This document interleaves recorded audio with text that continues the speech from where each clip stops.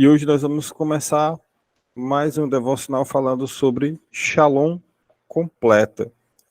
E por que tem esse título, né? Shalom completa. Jesus, primeiramente, nos reconcilia com Deus.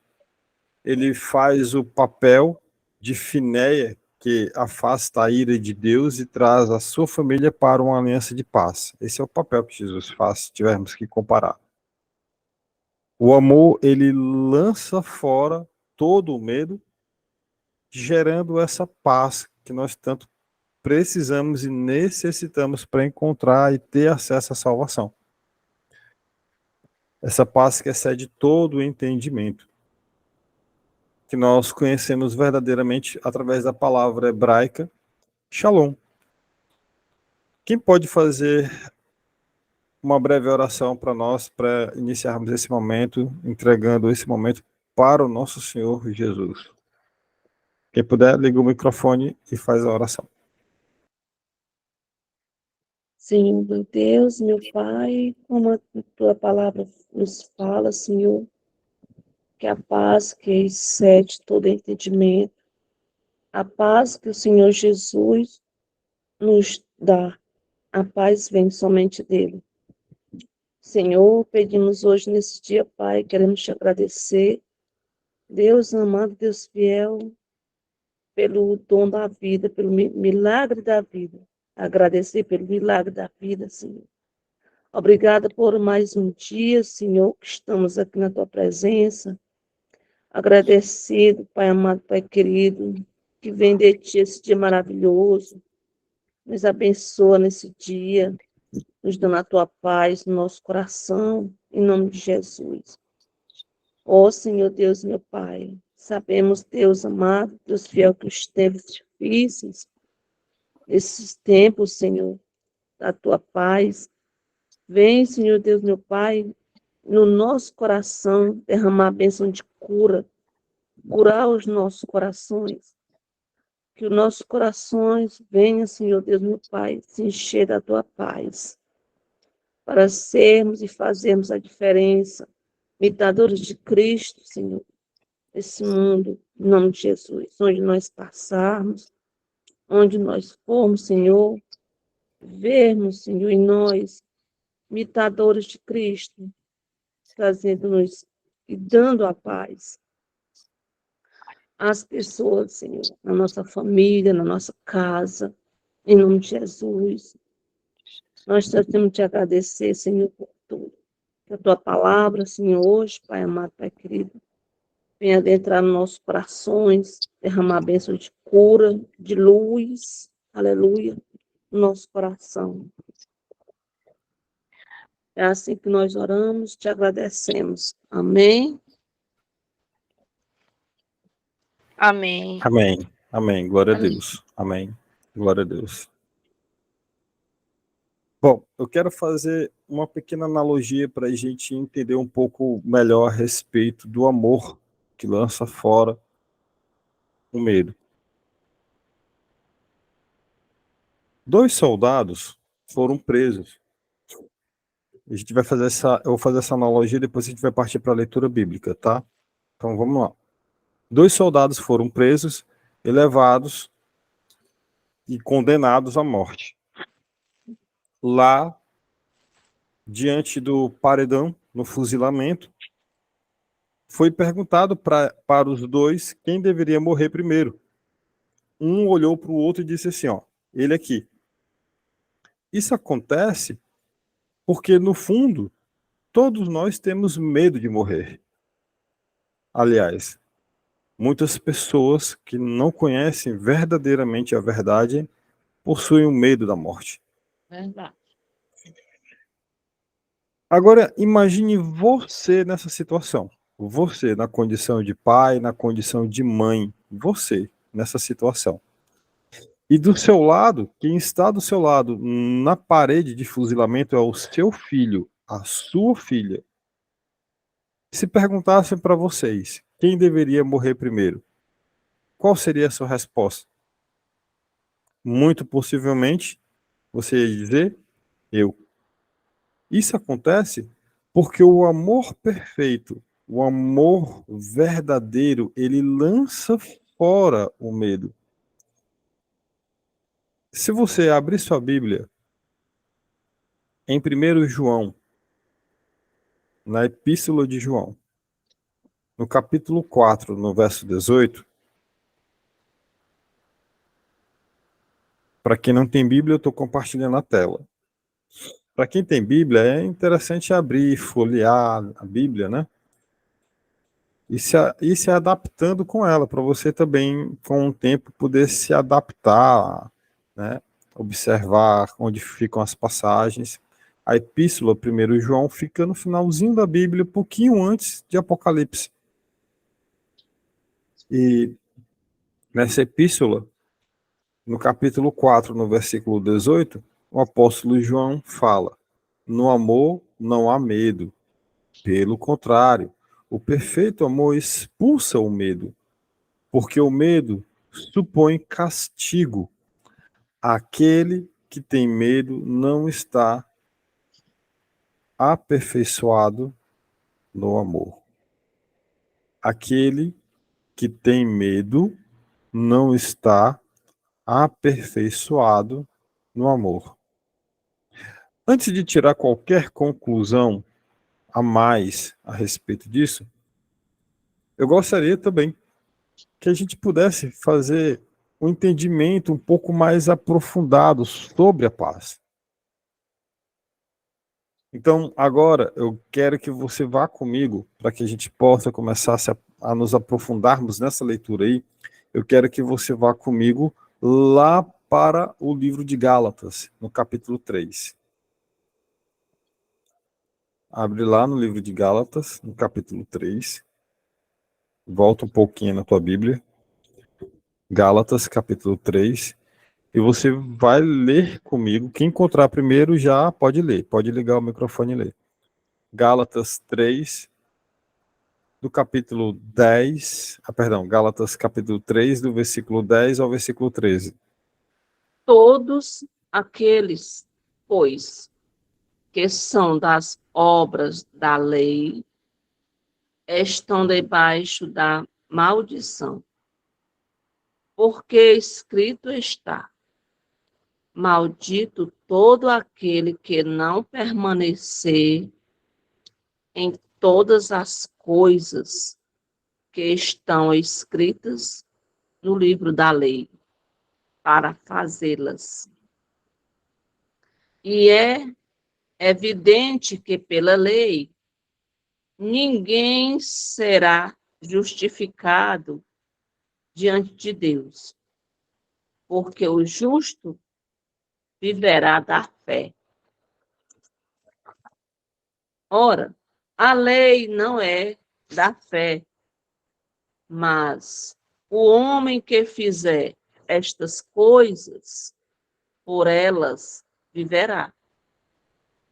Cristo nos resgatou da maldição da lei, fazendo-se maldição por nós, porque está escrito: maldito todo aquele que for pendurado no madeiro, para que a bênção de Abraão chegasse aos gentios por Jesus Cristo e para que, pela fé, nós recebamos a promessa do Espírito.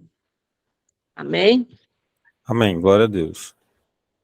Jesus faz isso, assumindo essa maldição do pecado, para que todos nós, absolutamente todos nós que estão unidos a Ele pela fé, recebam a sua bênção de paz. Foi o que, resumidamente, nós lemos aí em Gálatas 3, do 10 ao 13.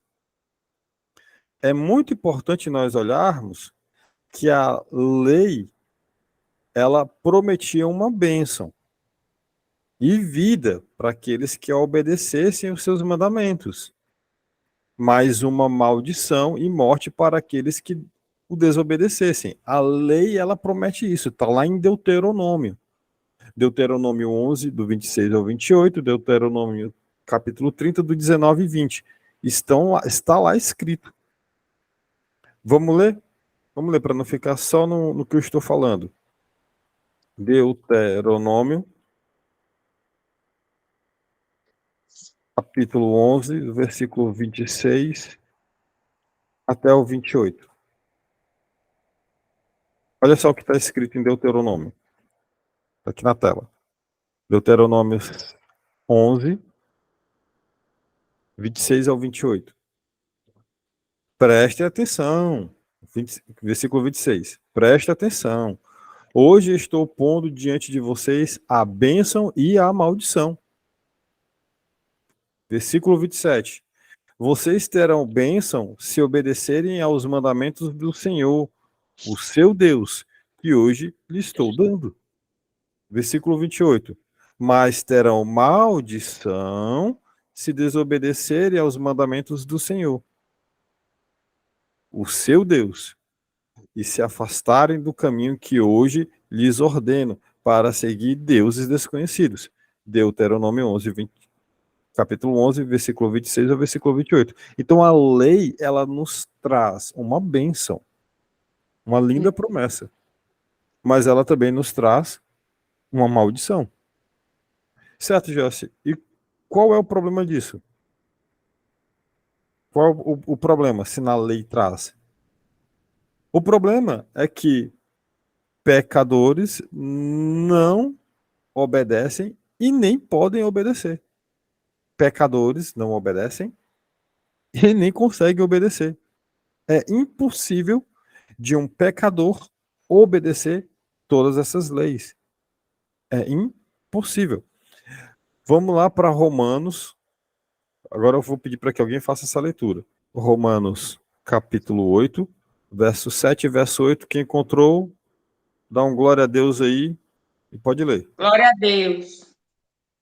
Por isso, as pessoas que têm a mente controlada pela natureza humana se tornam inimigas de Deus, pois não obedecem à lei de Deus e, de fato, não podem obedecer a ela.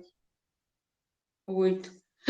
As pessoas que vivem de acordo com a sua natureza humana não podem agradar a Deus. Não tem como fazer isso. Não há como fazer isso. A palavra de Deus declara que na terra não há um justo sequer, nenhum só. Não há nenhum justo. Nós somos justificados, mas justo nós não somos. Não tem nenhum justo sequer. Então o que é que nos resta? Já que nós não temos como acessar as bênçãos da lei de Deus, se nós não temos como acessá-las, uma vez que somos pecadores, o que é que nos resta? Obedecer. A maldição. Maldição. A maldição é o que nos resta. E onde que está escrito isso, Joelce? É simples. Você vai aí em 2 Coríntios, no capítulo 3, e você vai ler o versículo 7 até o versículo 9. 2 Coríntios 3, do 7 ao versículo 9. Se encontrou, liga o microfone e lê. Amém. 2 Coríntios 3, do 7 ao 9. Quando a lei que traz a morte foi gravada em placas de pedra, a glória de Deus apareceu e o rosto de Moisés ficou brilhando. O brilho do seu rosto já estava desaparecendo quando ele entregou as placas ao povo de Israel. Mas, mesmo assim, esse brilho era tão forte que os israelitas não podiam fixar os olhos em Moisés. Se o domínio da lei veio com tanta glória, quanto maior ainda é a glória que acompanha o domínio do Espírito Santo, do Espírito de Deus. A lei que condena as pessoas teve glória, porém muito mais glória tem o Espírito que traz a salvação. pois a glória que antes era tão grande não é mais nada por causa da glória de agora, que é muito maior.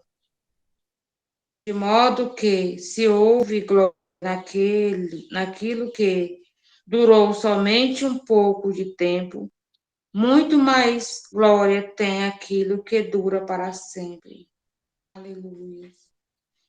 E porque temos esta esperança, agimos com toda a confiança.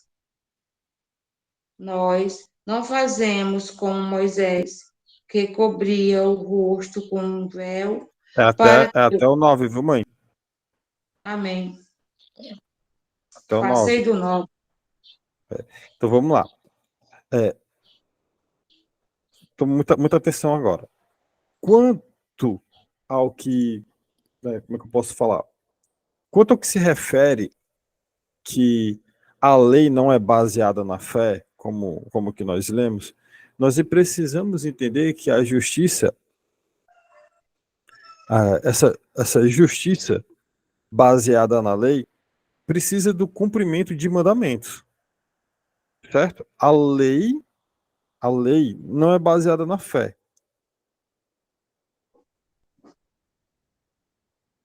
Como é que eu posso explicar isso para vocês entenderem bem? A justiça baseada na lei, ela precisa que os seus mandamentos sejam cumpridos, para que essa lei ela possa nos trazer esse benefício, essa essa bênção que a lei nos promete. Só que isso é algo que nós somos incapazes de satisfazer. Não tem como nós satisfazermos, porque nós somos pecadores. Sendo assim, novamente nós voltamos a não ter paz. Nós voltamos a não ter paz. E essa paz, ela está completamente incompleta, ela fica incompleta. Ela não é uma paz que nos traz essa glória, que é a glória de Cristo. Então, os ímpios, eles são como um mar agitado, incapaz de sossegar. Para os ímpios não há paz. É isso que o profeta Isaías ele menciona. Então é complicado a gente tratar a nossa vida com base na lei, porque a lei é impossível que nós a cumpramos. Não dá para a gente cumprir a lei. Uma vez que nós pecamos e destituídos somos da graça de Deus. Isso aconteceu lá no Éden. Ok? Então, esse é o grande problema, o grande teor da questão. Abra sua Bíblia lá em Isaías 57. Se você já abriu em quem já abriu em Isaías capítulo 57, versículo 20 e 21, para ler para nós. Amém. Amém. Diz assim. O 20. Porém, os maus são como o mar agitado.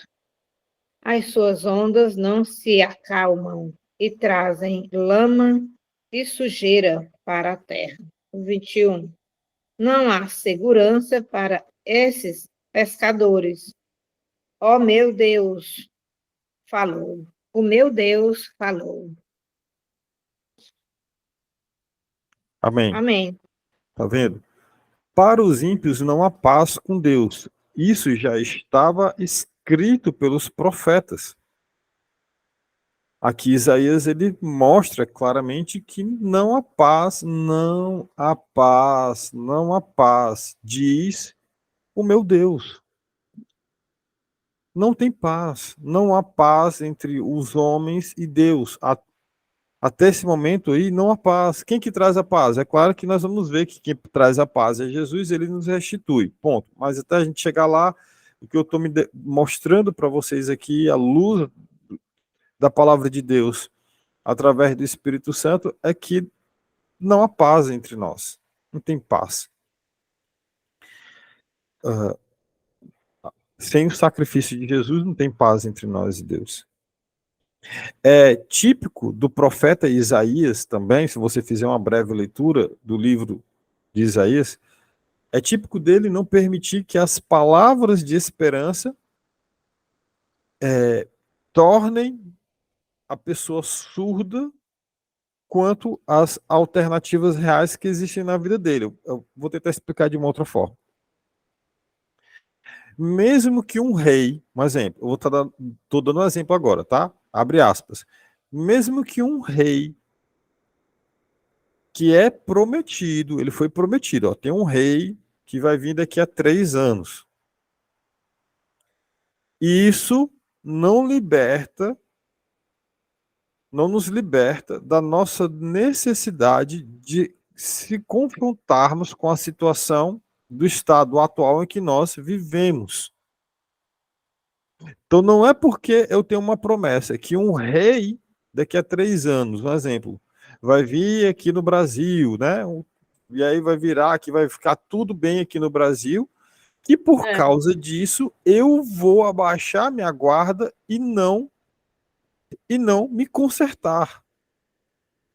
O que o profeta Isaías está falando aqui é que o arrependimento e as obras de justiça, eles devem ser o objetivo de quem nasceu novamente. De outra forma, nós continuamos sem essa paz, e essa paz ela fica incompleta. Então não tem como você se arrepender dos pecados e falar: ah, eu não vou mudar a minha forma de atitude, a forma com que eu tenho, porque daqui a 3 anos, daqui a 2 anos, amanhã Jesus vai voltar e vai consertar tudo. Não é bem assim. Não é bem assim. Existe a necessidade de nos arrependermos dos nossos pecados. Certo? Existe essa necessidade. E é isso que o profeta Isaías, ele constantemente ele menciona. Que nós devemos, ele o tempo todo fala, arrependa-se dos seus pecados. Daí é onde que vem a solução? Já que nós somos completamente incapazes de cumprir a lei. Na cruz. Na cruz, Deus, o Pai, ele trata o nosso Senhor Jesus Cristo de modo como eu mereço ser tratado. O pecador. Deus pega Jesus e trata Jesus como se fosse o Joelce. Como se fosse você. Porque o castigo que Cristo teve na cruz, tudo que ele sofreu, quem era para ter sofrido, seria eu, seria você. Só que ainda assim, mesmo que se eu tivesse ido para a cruz, ainda assim, esse sacrifício não seria completo, porque eu sou pecador. Então, só um sacrifício de alguém perfeito, livre, destituído de pecado, poderia nos trazer a paz. Quando você vai para 2 Coríntios, capítulo 5, versículo 21, você consegue entender melhor isso que eu estou falando. Vamos lá. 2 Coríntios, capítulo 5, versículo 21. Em Cristo não havia pecado, mas Deus colocou sobre Cristo a culpa dos nossos pecados para que nós, em união com Ele, vivamos de acordo com a vontade de Deus. Amém? Amém. Aqui algumas pessoas às vezes dizem assim: ah, que Jesus ele se fez pecador. Olha, o que Paulo está querendo dizer aqui é que mais do que Cristo foi feito oferta pelo pecado, e menos do que Cristo foi feito pecador. Existe um equilíbrio na fala de Paulo aqui. Nem mais, nem menos. Tá? Não vamos exagerar. Cristo, ele foi oferta pelo pecado, mas ele não se fez pecador. Ok? Então, existe um equilíbrio aí na fala de Paulo.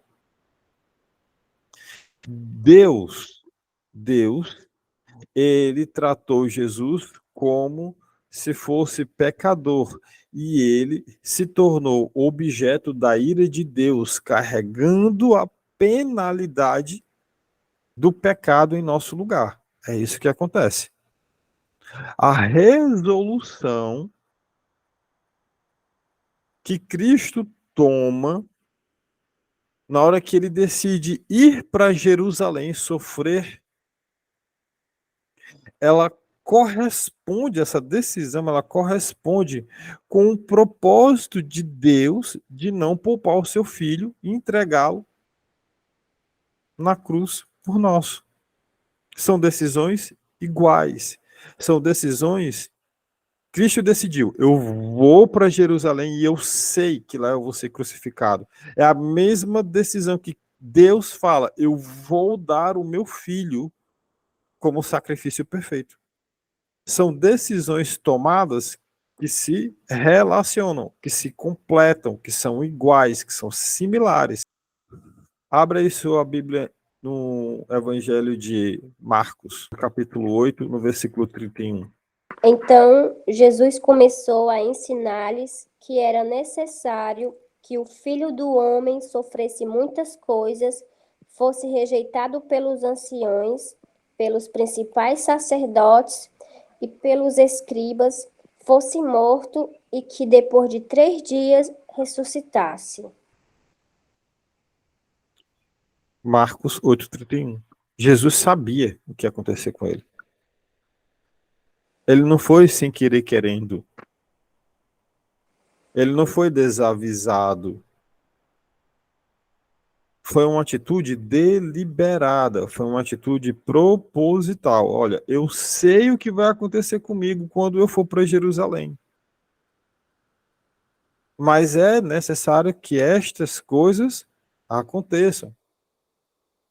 Por que tinha que acontecer? Porque nem eu nem você somos capazes de praticar esse sacrifício perfeito. Nem eu nem você. Então Jesus, ele sabe aqui claramente o que ele tinha que fazer. Aquele que não tinha pecado. Ele não tinha pecado, nem interno, nem externo. Ele não tinha pecado de jeito nenhum. Vamos lá. Hebreus, capítulo 4, versículo 15. E depois o 7, versículo 26. Então vai assim. Hebreus 4,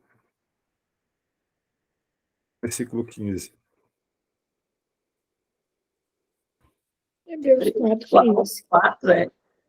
Hebreus 4, verso 15. Aqui. Porque não temos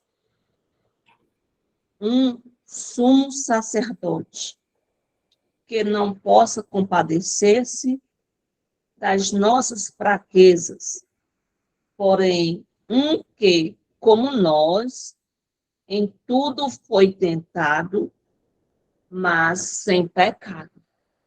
Sem pecado. É, Sem pecado. Sem pecado. Ah, então Jesus, ele não se fez pecador. Não, ele não se fez pecador. Ele levou sobre ele o pecado, a culpa do pecado, mas ele não tinha pecado nenhum, nem interno, nem externo, nem nos seus pensamentos, nem externo. Jesus, ele não tinha atitudes pecaminosas, ele não tinha pensamentos pecaminosos, ele não tinha palavras pecaminosas. Chegou o momento que ele falou para os fariseus, raça de víboras, filhos do Satanás. Mas ele estava falando pura e simplesmente a verdade. A verdade. Ele estava pecando. Aí ele estava esculhambando, falando palavrão. Não, de forma nenhuma. O sangue de Cristo tem poder. Jesus não estava pecando, ele falando ali a verdade, pura e simplesmente a verdade. E Jesus, ele foi puro, gente, de tal forma que ele não teve qualquer gesto obsceno ou qualquer gesto pecaminoso. Jesus é a justiça de Deus, é a justiça de Deus. Jesus é a justiça de Deus. Depois disso tudo, de entendermos essa profundidade do problema e da solução, a gente consegue entender então o sacrifício que Cristo fez por nós. Jesus, ele clama a sua comunhão com o Pai, ele experimenta a agonia interior. É uma agonia que não tem como a gente imaginar o que seria, não tem palavras para descrever a agonia de Cristo. Vai lá no Evangelho de Mateus, Mateus 27, 46. Quem encontrar, dá um glória a Deus Glória a Deus. e pode ler. Às 3 horas da tarde, Jesus gritou bem alto: Eli, Eli, lema sabactani. Essas palavras querem dizer: meu Deus, por que me abandonaste? Olha, Amém. gente, o cuidado que o Evangelho nos traz, deixando evidente essas palavras hebraicas, evidencia o quão memorável foi o sacrifício de Jesus. Foi tão memorável que as pessoas deixaram e preservaram essas palavras em hebraico. É o momento em que Jesus carrega nos ombros dele os pecados do mundo inteiro e reconhece aquela ruptura da sua comunhão para com o Pai. Ele reconhece nesse momento que ele está apartado, distante de Deus, do seu Pai Celestial. Ele foi abandonado para que nós não pudéssemos ser mais abandonados nunca. E ele experimenta uma dor indescritível. Ele experimenta uma dor indescritível para que nós possamos conhecer uma paz sem fim. Abre em João, Evangelho de João, capítulo 14, versículo 27. 14, 27. Amém. Deixo com vocês a paz. E a minha paz que eu lhes dou, não lhes dou a paz como o mundo a dá. Não fiquem aflitos, nem tenham medo. Amém. Amém. Essa paz aqui que Jesus se refere é a mesma paz da palavra hebraica shalom, que normalmente é usada pelos judeus para saudação, tanto na hora que, obviamente, você chega, você saúda alguém, shalom, quando você vai embora, você diz shalom. Normalmente, os judeus fazem isso. Essa paz, como a tia Fátima estava mencionando no início, é a paz que só Deus nos dá. É a justiça que vem de Deus. É a paz que excede todo o entendimento. Não é a paz que está no mundo. Não é a justiça que está no mundo. Não são as leis que estão no mundo. Não, a gente não está falando sobre isso daí. Essas leis são imperfeitas, elas não nos trazem paz, elas não nos deixam dormir, elas nos causam e nos dão insônia. E só trazem cada vez mais problemas.